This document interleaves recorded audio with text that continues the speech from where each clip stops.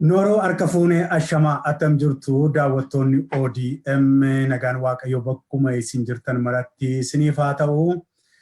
As biyya keenya gara biyya Amerikaa kanaati gara halkaniitti aggaameera. Haa ta'u malee halkanis kan hin jenne guyyaas kan hin jenne waa'ee iyyaafannoo waa'ee barbaachaa qophii har'aa keessatti nama guddaa tokko nama gameessa qabsoo bilisummaa Oromoo keessatti seenaa dheeraa qaban tokko nama iyyaafannoodhaan barbaade dubbisuu turanii wanticha dhaqee ergan dubbisee boodan nama waa'ee isaa dhimmisaa irratti haasa'amu kanaafi naman immoo waa'ee abbaa dhimmaa sanaa xiqqoonaa ibsuu danda'uun boodarra fidadhaa mee amma iyyaafannoo sananii social media ra iyyafadheetan dhaqeetan gara as iskriinitti fidaa mee duran isa sinii dubbisee booda isin agarsiisaa deema daawwattoota ko. Xalaa wayiiti xalaansaa xalaa iyyannooti akkas jedhe. Haga'u xalaan koo kabajamoo obbo Abiyyuu Galataaf. Kabajamoo obbo Abiyyuu Galataa ani ijoollummaa kootii kaasee nama seenaa keessan dhagaa guddadhee fi baay'ee isin jaalladhuu fi isin kabajudha. Isin hiriyaa eessuma koo Gabayyoo Firrisaa ta'uu keessan beeka. Ijoollee yeroo tures Naqamtetti ija kootiin isin argeen jira. Ergan biyya Faranjii kana dhufee yeroo baay'ee isin arguu barbaadee isin iyyaafadheen bakka jirtan yaa abbaa kanaa nama naan jedhu dhabedha. Obbo Abiyyuu koo biyya Faranjii kanatti waan isin mudatee isin mufachiisee namarraa isin fageessee hundumaa quban qaba. Dhala Oromoo ta'ee kan hin dararamne jiraachuu ani asiif isinitti himuun anaaf yakka guddaa ta'a. Kan keessan garuu kan adda godhuu qomoodhuma keessaniin ta'uusaati. Kanaafis isinis kan darbe akka darbetti seenaadhaaf dhiisaatii asiin jira jedhaa sagalee keessan nu dhageessisaa.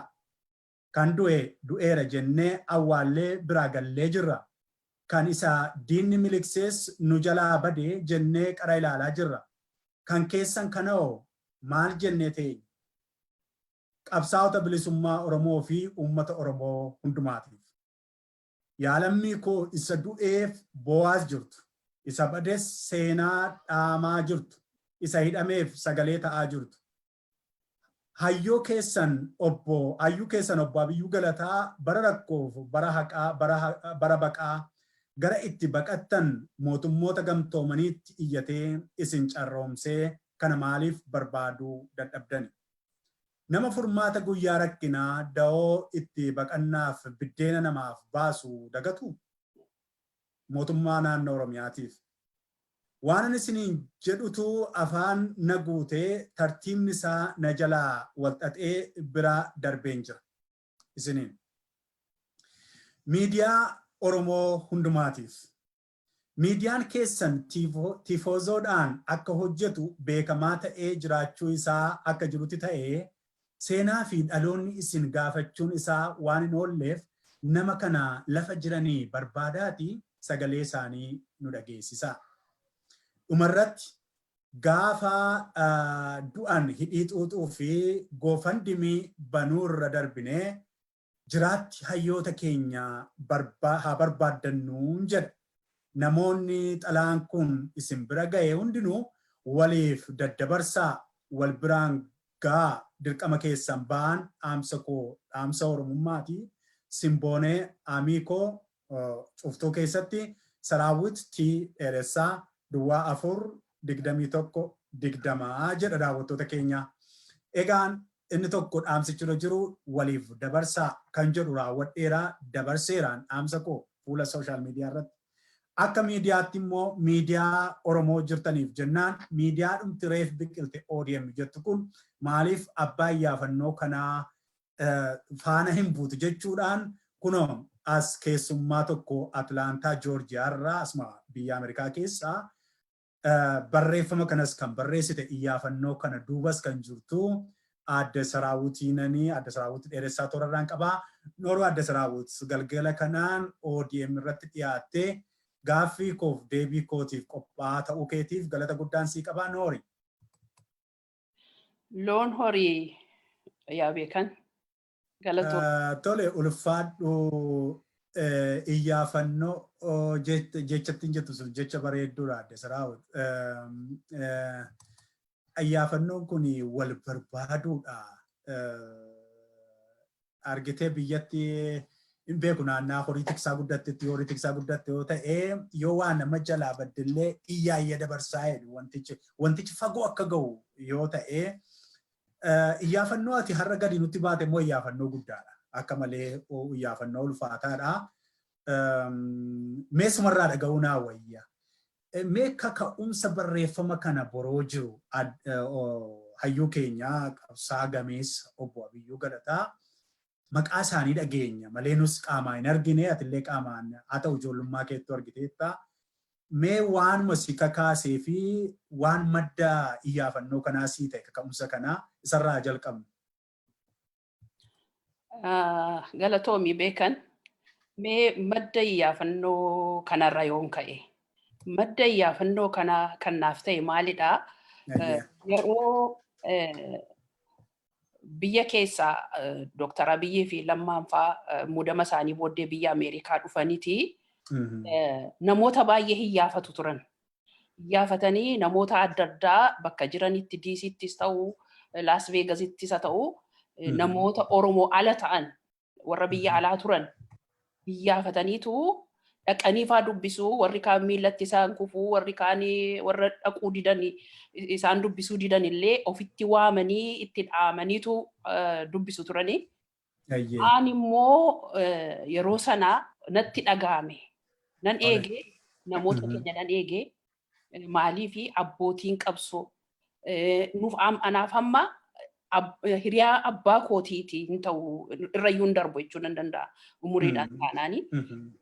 Amma warra akkasii kana waan isaan qabsoo Oromoo keessatti namni qabsoo Oromoo beeku waan isaan qabsaa'onni keenya qabsoo sana keessatti akkaataa ittiin darban beekna.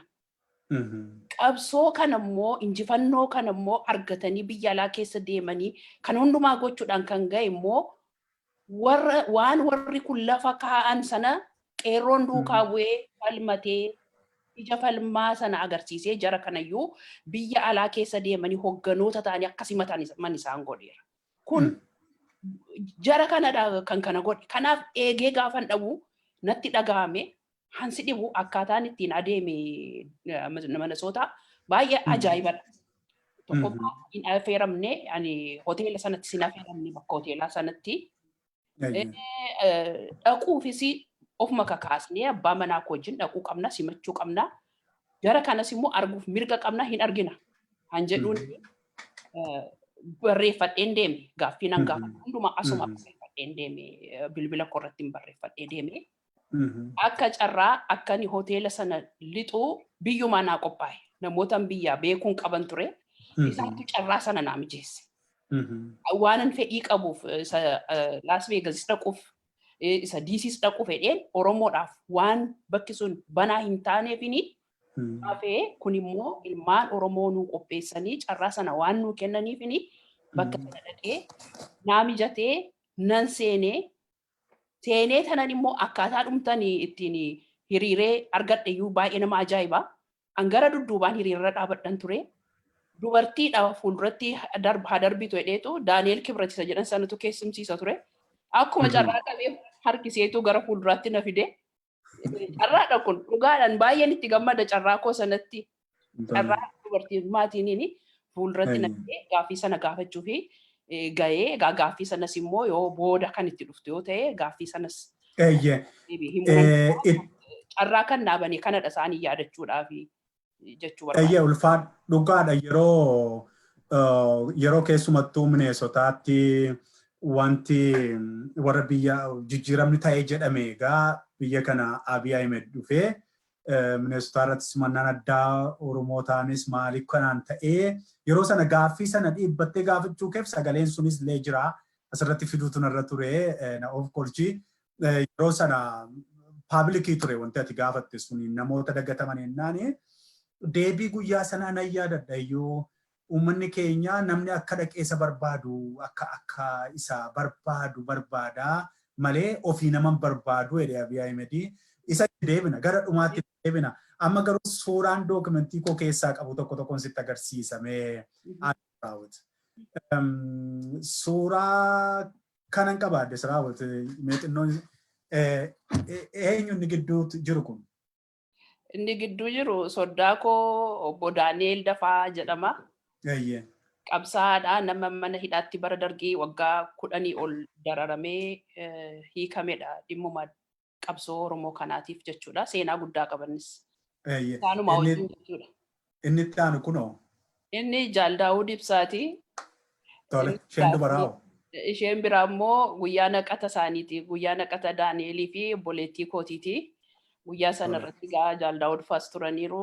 Yeroo gaarii ture barri isaa bara akka lakkoofsa faranjitti bara 1992 yeroo adda bilisummaa Oromoo biyya keessa jirutti. Ata kunoo as keessatti suuraa kana. Isaan kana warri kunis egaa warruma gaafasi cidha sana sirna kaadhima sanarra turanii isaan kana keessaa kananii kallattiidhaan yaadadhu obbo Abiyyuudha warra halluu diimaadhaan irra keessi sanadha. Faranjiin inni bira taa'u sun immoo Mr. Adams jedhama yeroo sana American Embassy kan kaawunsilarii wanni isaaniiti hoggana isaaniiti maal jedhama warra ambaasaadara Ameerikaa jechuudha. Ambaasaadara Ameerikaati. Isaan asii gadi jilba isaaniiti ciqilfatan kunis maqaa isaaniillee nan dagadhaa bifaan garuu sirriitti hin beeka. Hundi isaanii qabsaa'otadha. Qabsaa'ota. Jarri kun. Waa'ee hojii immigireeshinii keessatti obbo Abiyyuun baay'ee itti deebina sassi baay'ee wannoon jedhu dura suuraa koo fixa. Isaan kun amma isaanuma. Guyyaa gaafasiitti inni suuraa isaatu ture wanni jedhe malee guyyaa gaafasii fuulleedhaan suuraa isaan kaa'anidha. Walumaa galatti obbo Abiyyuu galataa isaan kanadha. Isaanidha. Haa ta'u mee waa tokkoon si gaafadha achirratti. Obbo Abiyyuu galataa biyyatti yeroo akkamii umurii akkamii keessatti argite? Baay'ee na ajaa'iba naannoo. Si ajaa'iba akkaataan isaaniin jalqaba ija kootiin itti argee naqamtee bulchiinsa ta'anii dhufaniiru. Yeroo Nugusee Faantaa barreessaa isa baatee achi jiru jechuudha. Yeroo sana immoo nuun baay'ee ijoolleedha. Ani mana barumsaa waggaa 17 fi ji'oota wayittiin fixe akka nama waggaa 18 natti hin fudhanne. Kutaa lama hin baranne inni seenaa qaba. Akkaataan itti kutaa lamarra jaamp godhee darbee. Kanaaf amma yeroo sana yeroo siyaasni baay'ee ho'ee ma'isoon jedhu maal jedhu bakka hooma girgiddaa irratti ma'isoon lamlimminaamini kan isa tsaafan kana yaadadha. Baay'ee sochii guddaa ture magaalaa Naqamtee sana keessa. Amma yeroo sanatti maaltu ture egaa walitti bu'iinsa dhaabolee siyaasaa yeroo sana jiran ture natti fakkaata. Magaalatte isa jedhuun wal aggaalataa turan. Yeroo sana ani kutaa 9 jira. Haayiskuulan baradha, haayiskuula Naqamteen baradha. Amma akka carraa ta'ee walgahii guddaa tokko ture, walgahii seena qabeessa tokko. Nama hundumaa sassaabanii barattoota sassaaban achitti guyyaa akka lakkoofsa Habashaatti akka sa'aatii Habashaatti sa'aatii 8 jechuun sa'aatii booddee irraa jalqabee galma haayiskuulii sanatti walgahiitu ture. Walgahii sana irratti Nugusee Faantaa kun jira, obbo Abiyyuun faa jiru, kaadiroonni adda addaa jiru, baay'eedha isaanii ijoollee baay'ee ijoolleedha waa'ee siyaasaa yoo hin beeku yeroo sanatti. Mee ijoollee waggaa kutaa 9 yeroo sanaa tilmaami. Ijoollee umurii wanniidhaan jalqabne. Kanaaf amma achitti rakkoo guddaa ture. Isteejii wanniirra madirakirra namootni hiriiranii xarapheezaa kaatanii achirra tattaa'anii kan walgahii sana hoogganan jiru. Barattoota keessas immoo gurguddoodha. Warra siyaasa kana wanniidhantu jira. Isaanii garee tokko ta'aniitu walitti bobba'aniitu wal saaxilu turan. Yeroo wal saaxilan sanaa kanan maqaa isaanii yaadadhullee jijjiiru baay'inaan. Amma gamanaa kaanii walitti kaanii obbo Abiyyuuma kanarratti duulu turan. Obbo Abiyyuu kanarratti duulu isaaniif yoo dubbachuuf carraan kennanii fi yoo nan dubbaddan immoo isaanuma waan xinnoo dubbatuuti afaanitti doomsu. Mana guutuu warruma kanatti qophaa'anii dhufantu itti duula ture. Dhimma kanarratti wal falmanii isa guyyaa sa'aatii 8tti wal gahiin sun galmi sun cufamee achi oollee halkan achi bullee ganama keessaa sa'aatii tokkotti nu gaddisa. Nuuni egaa hin beennu achi bakka beelli jiraa dheebuun jiraa gadi baatee fincaa'uun hin jiru. Nuuni ijoolleedha baay'ee dararamne. Mee sittaa mul'atu gaa sa'aatii isaatti ilmaamime. 8 hamma galgala hamma ganama. Warri magaalaadha gara bakke jaamaatti eessa ijoollee achi qaban hundumtuu mana tamaarii sana marsanii bulan ganama yeroo baanu warri keenya nu simatanii dhuftanii galanii jechuudha. Seenaa sanaa gaasa booddee obbo Abiyyuu fuudhanii mana hidhaa gashanii Finfinneetti ol dabarsanii erga yeroo sanaati obbo Abiyyuu namni argee hin jiru manuma hidhaa jiru achumatti darbatamanii egaa guyyaan ija kootiin jalqabaan ilaale gaasha Abiyyuu gaafasii seenaa isaanii nan beekaa maqaa nan beekaa maatii keessatti waan maqaan isaanii beekamaa ta'e yeroo hundumaa dha'amuuf nan dhagaa garuu ija kootiin argee wanta sanas immoo argee hidhamanii gaa yeroo kan hiikaman immoo isa booddee ani mana tamaarii fixee yeroo sanan gaa'ela qabadhee ijoollee godhadhee ijoollee 3 fa'aa ergan godhadhee booddeeti namni kun hiikamanii immoo akkaatii suuraa irratti argite sanatti arge. Bara hamma kana manidhaa turan jechuudha. Kanaaniin isaan beekaa jalqabaa fi siin jechuu fedhetan.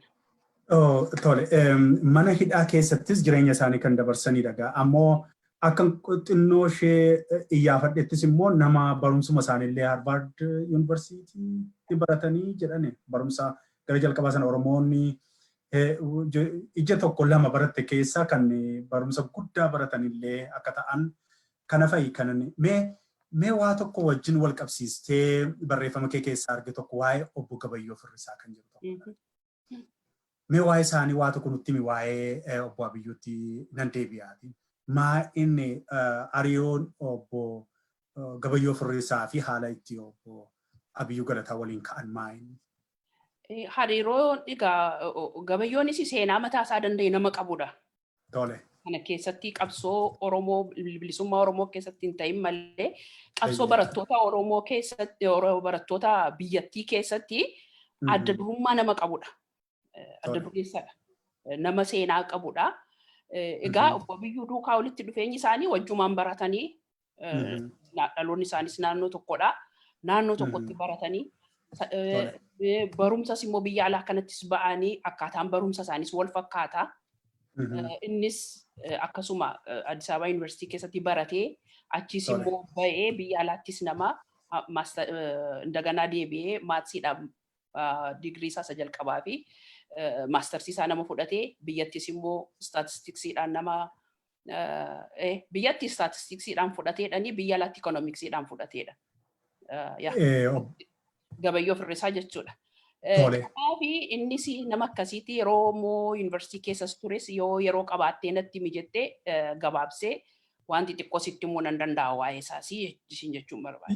Yeroo baay'ee namoota waa'een isaanii hin dubbatamne keessaa miidiyaa irratti akka seenaa ajaa'ibaatti warra ka'an keessaa tokko obbo Gabayyoo Firrisaa kanadha. Egaa na sirreessuullee dandeessaa tarii suuraa kanaa. Isaan warroota jalqabatti keessumaa gara jalqabaa sana Oromoowwan jajjaboo jiran keessatti warroota macaafa waa'ee obbo Gabayyoo Firrisaa nama tokkotu barreesse. Habashaanatti fakkaata michi kun kitaaba isaa ammoo biraan qabaa. Seenaan waan bal'aan dubbisee namoota nama baay'ee beekamaa nama baay'ee baratedha isaanis. Mee jireenya yuunivarsiitii keessatti sochii isaan gochaa turan yeroo sana waan irraa beektu daqiiqama tokko natti darbadhu. Egaa baay'eedha waan sitti himu namni kun egaa Naqamteetti barumsa isaa fixee wiingeetiin baratee wiingeetii Addis Ababa Yuunivarsiitii barattoota bara akka Habashaatti 1953 yuunivarsiitii beeta mangistii ture duraanii masaraa Haayile Sillaasee ture gara yuunivarsiitii yeroo wanneedhu barataa isa jalqabaa ture. yeroo achi baratu gaa inni የተማሪዎች ፕሬዝዳንት isa jedhan sana ture. Amma odeeffamu kana dura Gabayyoo Firrisaatti pirezidaantiin mana tamaarii mana yuunivarsiitii sanaa kan ture. Hundumtu isa booddeedha. Baarootumsaas isa booddeedha. Gabayyoo booddeedha innis kanii pirezidaantii barattootaa ture. Kana keessaa waan asii qancaqasiin hin darbine tokkotu jira. Waan miidhagaa. Maa inni akkanatti fakkaatutti barattoonni yeroo baay'ee hooggantoota yookiin muummee ministeeraas haa ta'uu nugusaas haa ta'uu hundumaa gaaffii gaafatu waamanii yuunivarsiitii keessatti. Amma Haayila Sillaasee waamanii jennaan waamanii wanni galma keessatti sassaabamaniitu eeganii Haayila Sillaaseen hafe. Gaafuu inni pirezidaantii barattootaati ka'ee አንድ ተራ ግለሰብ ቀረና እኛ ስብሰባችንን ከማካሄድ ወደ ኋላ እንልም ሄደ። ሀመ ከነቲ ደርጎቱማንሳ Gabayyoo Firrisaa jechuun. Kana immoo wanni ኢኮኖሚክስ ዲፓርትመንቲitti immoo waraqaan ኢኮኖሚክስ irratti barreesse immoo riifar godhu yuunivarsiitii keessa. Riifaransiidhaaf kan taa'ee jiru namni isaa yaadatu hin jiru. Kana faatu jira. Waan baay'ee seenaa yeroo Mangistuu Nuwaayii fi girgirrii wanni mafanqila mangistii godhaa turan hoogganaa barattootaa kan ture Gabayyoo Firrisaati. Hiriiraan itti fufi yeroo baay'ee maaliifan kana kaase sitti fakkaate seenaa isaanii namoota akka Baarootumsaa ta'an sila jettu sana namoota yeroo sana keessatti baay'ee ciccimoo turanii argitee jireenya utuu hojjetanii utuu biyya sanaaf hooggantoonni kun yeroo sanatti hooggantoota impaayera Itoophiyaa qofaaf utuu hin taane Afrikaa jijjiiruu jedhamanidha.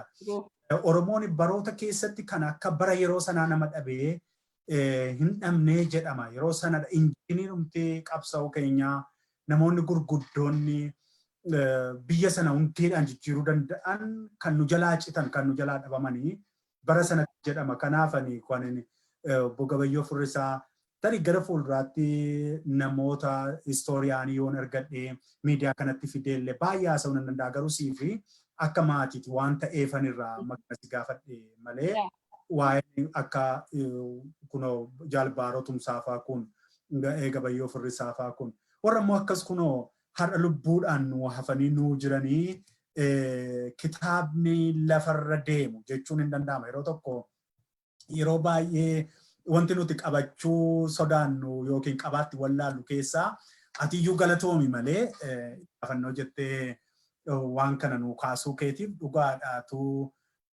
lafuma isaan jiran beeknee nuti dhaqnee isaanuma jala gatteenya obbo Abiyyuu kana utuu isaan jiranii wantoota isaan keessa jiru wantoota arganii darban bu'aa ba'ii qabsoo jireenya isaanii utuu nutti manituu waraabbanne utuu jennee fedha qabaatanii hawwii keenyadha. Egaa kanaafan kaase wantoota kana egaa obbo Gabayyoo Firrisaa tarii maaliif akkanis oolu hin beeku darbee immoo haala inni itti dhumarratti boqotes yoo jiraate wanta seenaa hin daganne wantoota keessa ijoonatti qabaatte natti tola. Ani firoomni isaa wajjin qabu obboleessa harmee kootiiti. Gabayyoo Firrisaa Nagarii jedhama. Harmeen koo Atsada Firrisaa Nagarii jedhamti. Obbolaas qaba Mitikkuu Firrisaa Nagarii, Makonnin Firrisaa Nagarii, Iskandar Firrisaa Nagarii, Ababaayii Firrisaa Nagarii, Bashaatuu Firrisaa Nagarii, Aynaalam Firrisaa Nagarii jedhamu qaba obbolaa lubbuudhaan jiru hundi isaanii isarraa kan hafe. Egaa innis akkaataa duuti isaas immoo akka carraa biyya Jarmaniitu jiru nama dhalootaan Jarmanii taatee fuudhee mucaa tokkorraa godhatee gara biyyaatti deebi'ee utuu hojjetu amma haalli kunis ta'ee egaa baay'ee ittiin morma ture jaruma warra dargii kanaanii inni qabsoofneef kana miti inni nu wareegamatti kafalleef sooshaalizimiin kana miti jedheetu Laggasaas fa'aa kana fa'aa wajjin walitti bu'aa jedhanii. Egaa kanumarraan kan ka'eetii barbaadaanii turanii. Dhumarratti egaa manuma isaa keessatti sireedhuma isaa irratti namuma du'eetu argame. Egaa haati manaas manan turree mucaa tokko godhatee ture yeroo sana mucaa waggaa 4 qaba ture. Bara akka Habashaatti 1969dha yeroon isaa. Nama baay'ee garraamii gara laafeessa waan qabu namaa firu ani waa'ee isaa dubbadheen fixu. Orma dubbatu Ana caalaa kamatu beeka. Ana caalaa warra kaantu beekan ijoolleen ture. Seenaa isaa nama hundumaatu imimmaanii wajjin nutti himu. Akka ittiin illee nutti odeessanii waa'ee isaa imimmaanii wajjin nutti himu. Kanaaf egaa akkuma tasaa ta'ee nama du'eetu argame mana isaa siree isaa sa'aatiin ta'anitti isheenis mana hin jirtu. Mana jiru hojjetaa duwwaadha. Hojii dhaqee yeroo malee manatti deebi'edhanii waan inni ta'e hin beennu. Egaa manuma isaatti du'ee argame hundumaafuu gaaffiidha kuni. Egaa kanadha akkaataan du'a isaatii.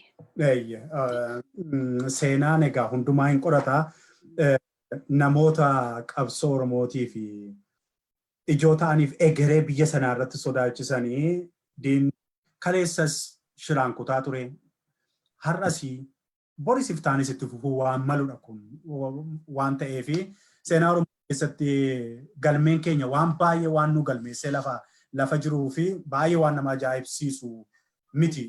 Garuu immoo yeroo sanatti namoota ciccimoo keessaa Afrikaan liideroota dhabde baratti jedhamee dubbatamuudhaafan jedhe bara sana keessa warra akka Dr. Hayilee Fidaafaa warra akka Baaroo Tumsaafaa kana warra akka Gabayyoo Furrisaafaa kana isaan kana namoota jajjaboo sammuudhaan wiingeeta jechuun gaa yeroo sana akka namoota barataa qaratu dhaqeechitti barata jechuun dhagaa warra Mallas Zeenaawii fa'aa warri biyya sana bushaa ture innis achitti barate warra akka egaa namoota akkasii kana yeroo sana dhabuun har'a seenaadha.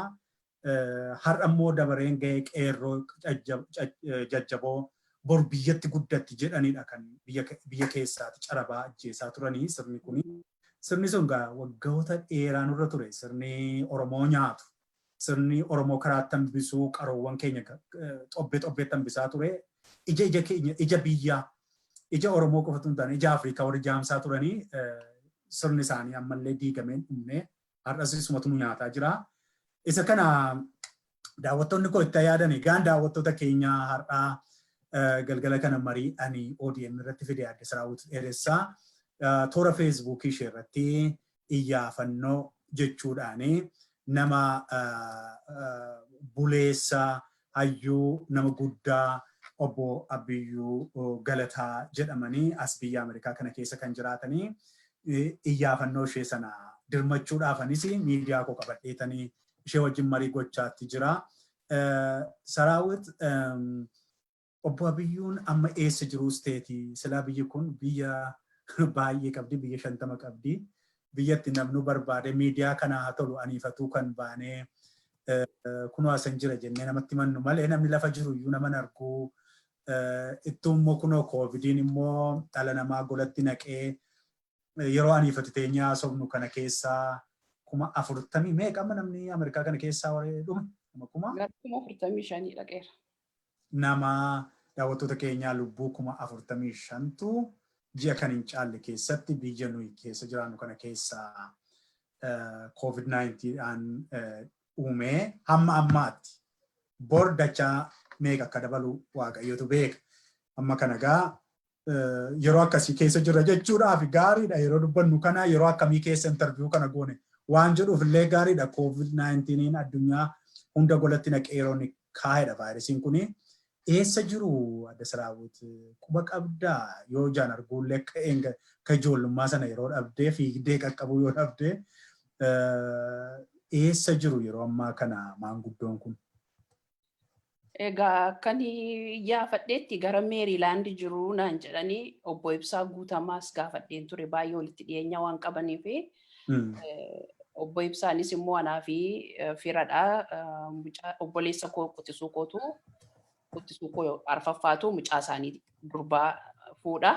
Isaaniinis walitti firoomneerraa.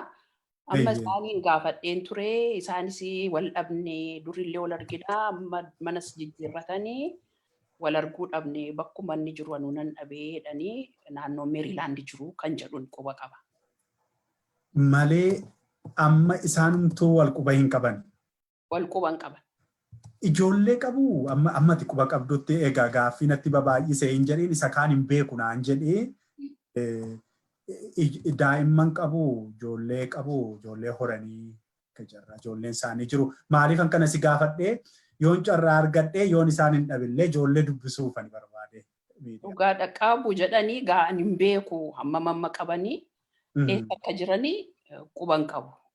Garuu qabu kan jedhu nan beeka dhagayeera. Amma waa'ee obbo Ibsaa Guutamaa jettee natti kaaste namni tokkoffaa kitaabni guddaan Oromoon har'a qabduu fi kitaaba jabaa namni irraa corachuun irra jiru tokko obbo Ibsaa Guutamaati. Obbo Ibsaa Guutamaa egaa tokkoffaa kitaaba barreessaniiru kitaaba gaggaarii dhalootaaf galmee jechootaaf addiishinarii ajaa'ibaa barreessaniiru obbiraan qabaa isaantu naa kenne. Namoota akkasii kana isaanumtuu amma obbo Abiyyuu Galataa jette obbo Ibsaa Guutamaayyuu iyyaafatamaniiru waan jedhuun immoo qabaan immoo isaanumtuu waan isaan argan nama baay'ee barreessanidha. Amma umurii kanatti barreessaa jiru obbo Ibsaa Guutamaa. Yeroo tokkotti waa natti erganii naanuu naa ilaalii jedhanii kan irratti hawwannoo jedhe isaan kun Adde Saraawwit kitaabota saayikiloopiidiyaa Oromoo lafarra nuu deemaa jiranidha. Oromoon immoo akkuma ati jettu waluu iyyaafataa hin jiru, wal barbaadaa iyyuu hin jiru. Utuu warra akkasii kun taa'anii miidiyaarraa dubbatu ta'ee dubbachuu dhiibneeruma tuuma waa jala kaa'anii irraa waraabbatanii beekumsa isaanii keessaa kitaaba meeqatu cuunfamee yaa'a. Namoonni akkasii biyya kana keessatti yeroo sana gaa hambaa warra gabayyoo firrisaarraa hafaniitu isaan kun warra qaroowwan warra baarootumsaa fa'aa biraan nuuf hafanidha. Hambaa karaa kan biraa hambaa keenyadha isaan kuni hambaa nuyi qabnu jedhuratti ilaallu isaan kanadha. Namoonni akkasii gaa baay'een jiraachuu danda'u. Dhugumayyuu akkaatuu komee qabdu miidiyaan hin barbaadu.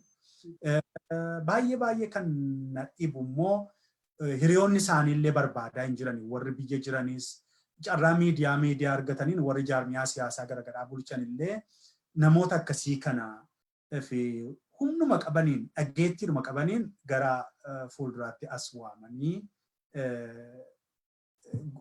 dubbisaa hin jiran. Komeen keessana akkan ilaalutti ammoo barreeffama kee keessaa kan xinnootti kolfetu mootummaa naannoo Oromiyaaf jettee kaateerra utaalte maaliif Oromootu mootummaan qabu jette moo maaliif mootummaan Oromiyaa akka barbaaduuf obbo Abiyyuu Galataa irra jettee akka aaru natu sin argine malee akka aaru wayii waan taate utaaltee mudhattee miidiyaatti dabartee qabsaa'otaaf dhaamsa kennitee miidiyootaaf dhaamsa kennitee akkaataa akkasii assaayimentii nuu laattee maaliif irra utaalte mootummaa Oromiyaa? Hojiitutti baay'ata. Biisiidha isaan waan gara biraadhaan qabamanii waan biisii ta'anii fi gaafees immoo deebiin irraa argadhe dhugumayyuu atis sila kaasteetta.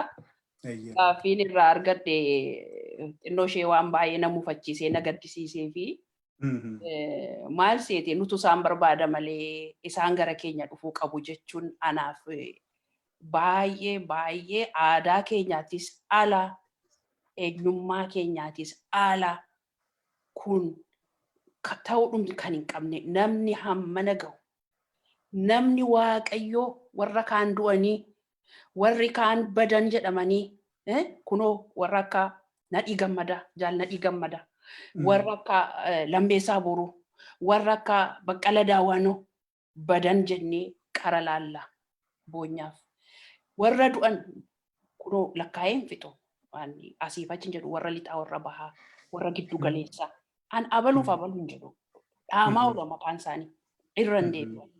Isaaniin immoo awwaallee bira darbinee har'a yeroo warra lubbuun nu jiran kana isaan kun gara keenyatti haa dhufan jechuun anaaf baay'ee na tuqa.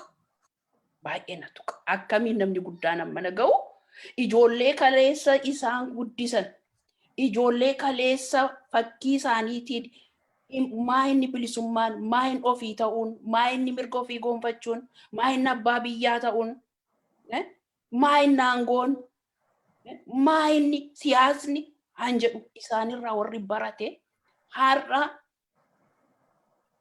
ijoolleen har'a as kottaa gara keenyatti isaan haa dhufan jechuun baay'ee na tuqa. keessa koo waan na tuqeefini waa'ee isaaniif ani gaaffii qabaachuu hin qabu. Hin gaafadhu. Qeerroon kan guddatan isaan kana jalattidha. Ituu isaan hin jirre qeerroo kan jedhamtu hin jiraattu. Ituu isaan hin wareegamne. Amma gaachaa biyyuun kun akkam waan isaan luuz godhani waan isaan dhabani qabsoo kana keessatti ani kana lakkaa hin fitu. Hammatti isheen beekumsa koo xinnoo fi isaan beeku xinnoo koo kana keessatti illee waan isaan dhaban qabsoo kanarratti kana isinitti kana eenyummaa isaanii isaan ulfina isaanii fuudhanii lafatti gadi jalaa dabalaniitiin isaan goolatti ol deebisanii. Ormammoo miti lammiima isaaniiti. Ijoollee isaan jalatti guddatantu asiin isaan ga'e. Kana isaan godhee goolatti ol isaan deebise akkan dhagayetti. Dhagaadheeranis. Dhagaadheeran. Ani isaan duwwaaf miti hundumaaf nan dhaabadha kana booddee. Maal hojiin koo? Maal hojiin koo? Fuulduratti fiiguun isaan kana dudduubatti gatanii fuulduratti fiiguun furmaatan qabu. Furmaatan fiigu. Gufuu yoo ta'arraa kan hafe. Dhalootaaf gufuu ta'arraa kan hafe. Dhaloonni maal argee adeema yaa jaran? Maal argee adeema dhaloonni? Maa itti warra bashaa? Yawaala yafiituu kaleella yallamee waala itti. Dudduubbee ishee wanni gooteetu isaan adeemti habashaan illee. Nuun garuu maal seete? Qabsaa'onni warri bara dargii politikaalee wanni warra nan silasitti hime kuni wal dhiitanii wal dhabamsiisaa, wal dhiitanii wal dhabamsiisaa, wal dhiitanii keessa ol ba'aniitu abbaa aangoo ta'u. Qabsoo Oromoo keessattu isatu yaadamata yoo ta'e waliin argu, waliin gitu. Qabsoon Oromoo tokko ta'anii wal qabatanii jaarsa ofii kabajanii ijoollee ofii keessatti guddifatanii hiriyoota ofii jajjabeeffatanii injifannoo bira ga'u malee akka sachi keessatti baran qabsoo bilisummaa keessatti hojjetu taanaan qabsoo keenya waggaa 60 lafarra kan harkisee kanadha. Adeemsa sanaan adeemu taanaan maaliif qabsoon bilisummaa fi qabsoon dorgommii siyaasaa waliin argatu.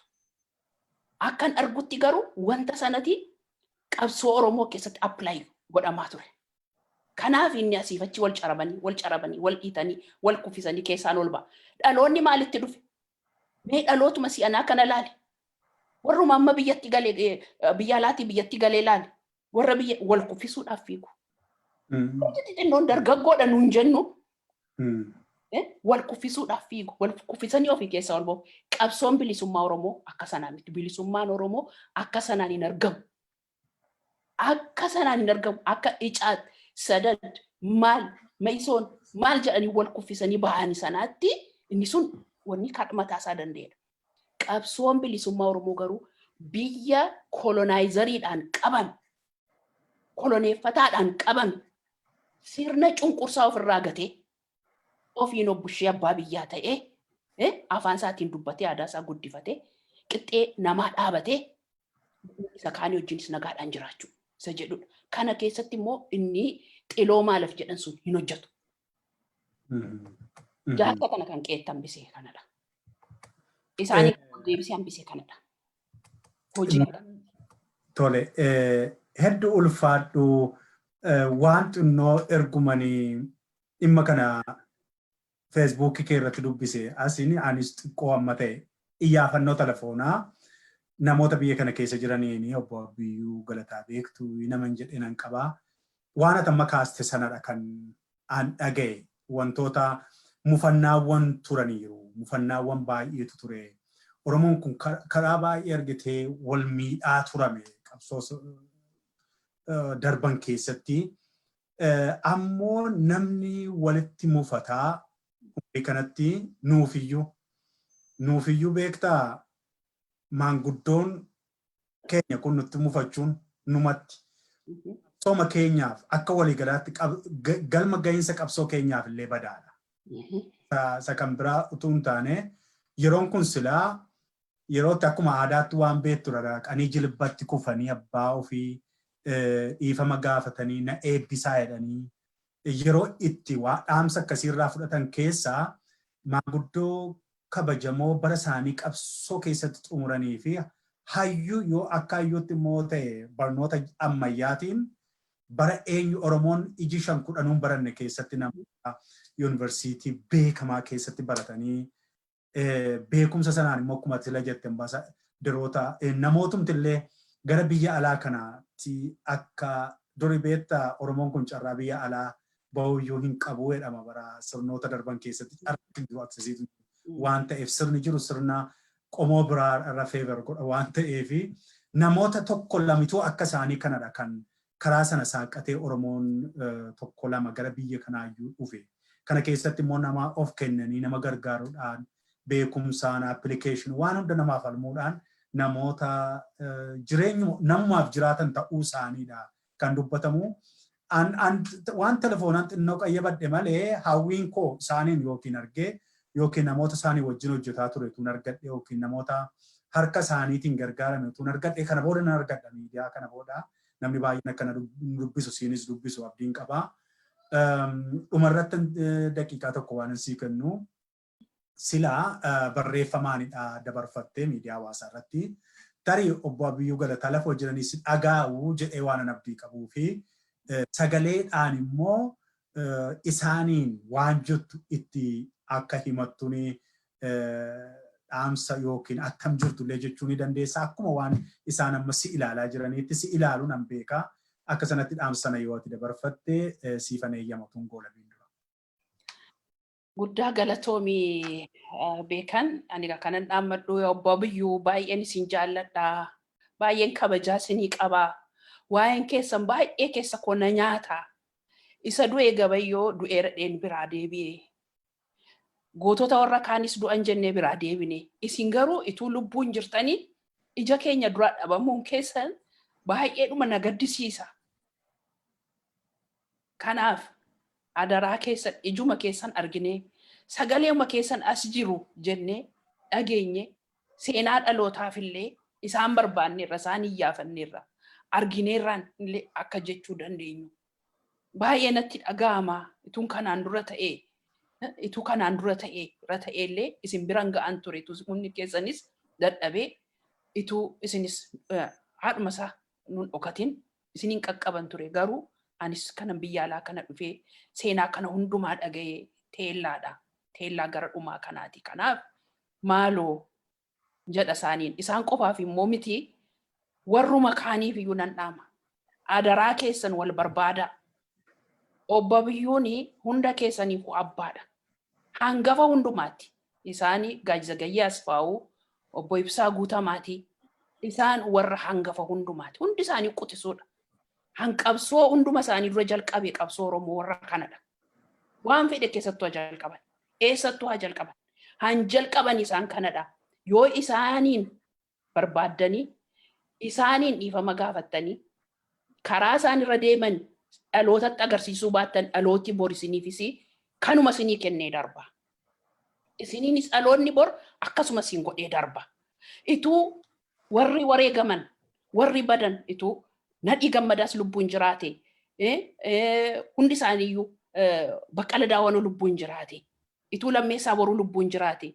Ituu Jaarraa Abbaa Gadaa lubbuun jiraatanii. Ituu Baaroo Tumsaa mana lubbuun jiraate ituu qees Guddinaa Tumsaa lubbuun jiraatanii carraa obbo Abiyyuu Galataa kanatu isaan ga'a ture jechuudha. Yeroodhaan wareegamanii ulfinaan deeman. Ulfinaan deemuu isaaniitu isaaniif ta'e malee yeroon taa'ee yaaduu isaanis carraa obbo Abiyyuu kana qabu turanii kan jedhuun xiinxala. Garuu Waaqayyo isaan jaallata gootummaadhaan yeroodhaan isaan geggeeffateera. Kanaaf ammas taanaan isiniifis dhaloonni kana kaa'a. Dhaloota kana barsiistanii darbitu taanaan warri gantan warri seenaa obbo Abiyyuu Galataa awwaaltanii bira darbitanii deemtan hundi keessaniyyuu warri isaan bira darbitanii gattanii deemtan hundi keessaniyyuu dhaloota kan barsiistanii darbitan kana waan ta'eef dhaloonni isiniifis kanuma kaa'a. Kanaaf kana keessaa fayyuudhaaf udduuba deebi'aati of yaadadha. Isiniifis ulfina qabna ulfina isin dhawwaan jirru garuu ofii keessanii ulfina of dhawwaa jirtu jedhan. Hundumtu warri isaan teelaa dhalattanii bira darbitanii gattanii deemtan dhaloonni isin beeka. Hundi keenya isin beennaa nus kana dabarsina dhalootatti. Seenaa kana hin dabarsina hin teenyu. Nus hin qorannaa an akka dubartii tokkotti dhuguma namni yoonni na hidhu jiru na sodaatu waan hunda ishee fottossee baasuuf hundumtuu na sodaatu ofitti iyyuu nan butan. Ayino garuu ani immoo nan qoradha dandeettii isaas qaba hundumaas qaba kana deemee waraabee laga keessa deemee hundumaa deemee qorachuudhaaf carraa hunduma isaa qaba hundumtuu naaf guutuudha. Kanaaf bira nan ga'a dhalootaaf nan dabarsaa dafaan jedhani kanu dhaloonni immoo isiniifis bor kanuma isinii kaa'a. Kana jalaa bahuudhaaf of sirreessa. Maanguddoota keenya barbaada. Yoo immoo tokkommoo ani itti dabalu yoo balleessaa qabaatan yoo dogoggora hojjetaniiru ta'an barbaadamanii dogoggorri isaanis nutti haa himamu. Balleessaa isaan balleessanii osoo jiraate ifaan nutti haa himamu. Waan dhokatuuf hin qabu. Namni kun balleessaa ani balleessaa isaanii hin arginu. Isaan baqattootaaf iddoo mijeessuu isaanii United Nations hojjetu turanii yeroo sana qabsaa'otaaf karaa carraa baname qabsaa'otaaf kan biyya keessaa dhimma qabsoo kanaan ari'ataman ajjeesamaniif carraa baqattummaa yeroo qopheessanii jedhanii uummanni Oromoo hundumtuu qaawwa baname sanaan yaa'eetu biyya alaa goote. Waan itti komataman waan tokko qaban namichi kun. Namni dur bara sana barate hundumtuu man of principle. Principleedhaan namoota deemanidha. Responsibility isaan fudhatanii baqataa siyaasaa iddootti gochuuf.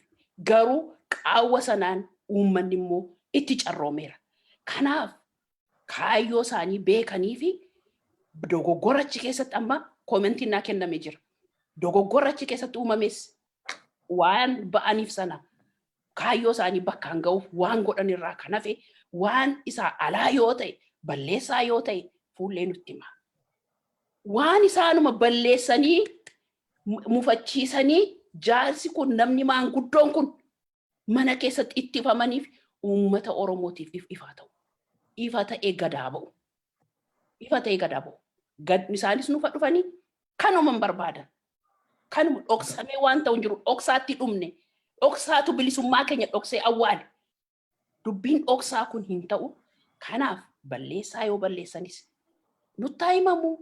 Kan nama caalu hin balleessine inni harka isaa dhiigaan dhiqateeyyuu har'a faarfamaa jira biyya keessa. Sirbamaafii jira har'a biyya keessa. Goota jedhamaa jira. Dhiiga barattoota Oromootiin akkas kan dhiqatee jira.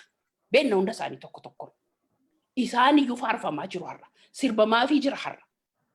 Maanguddoon kun immoo harki isaanii dhiigan qabu. Harki isaanii dhiigan qabu. Nama najjeesne. Nama irratti daban hojjenne.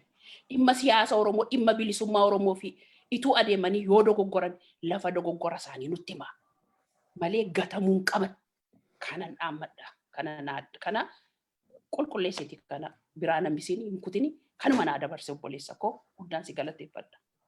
Ulfaadh Aadde Saraawut Dheeressaa biyya Atlaantaa Joorjiyaa Steetirraa baay'ee hedduu galatoomii dhugaatti waan baay'ee duuba deebistee nu yaadachiiste. Egaan daawwattoota keenyaanis akka miidiyaa ODM'tti maanguddoo keenya kabajamoo kana utuu carraa isaa argadhee asan jiranaan jedhanii idduma isaan jiran deemee seenaa isaaniis ta'ee waan isaan dubbachuu qaban hundumaa duuba deebi'ee waraabee silaa isiniif dhiyeessuuf fedha guutuun qabaa. Namni immoo na gargaaruu danda'ee bara koovidii kana keessa namatti adeemuu yoo rakkinaa ta'e illee namni teknooloojii naa sirreessee isaanii wajjin wal quunnamsiisu yoo jiraates immoo akka na dubbisuun kabaja guddaadhaan gaafadhaa. Egaa akkuma Aadde Saraawutuu waan baay'ee duuba deebistee nu yaadachiistee qabsaa'ota keenya gannee hooggantoota keenya hambaa nuu hafan warri kaan wareegamanii seenaa isaanii dubbataa jira. Seenaa isaanii seenaatu qabatee jira. Warra har'a lubbuun jiran immoo warra har'a nu gidduu jiran immoo yoo gad jennee irraa baranne baay'ee bayeessadha. Yoo nu eebbisan bayeessa. Waan nutti man bayeessa rakkoo kaleessa turellee yoo nutti man baay'ee bayeessa hin argannu deebinee carraa akkasii hin argannu. Kanaaf kanarratti jajjabaannee akka hojjennu ani gama kootiin gama miidiyaa isaa qadhe kanaatiin hojii akkasii kana hojjechuu baay'ee fedhiin qabaa. Baay'ee olii gaddeemee waan akkasii seenaa akkasii kana sirriitti fuula keessanitti dhiyeessu baay'een hawwii qabaa.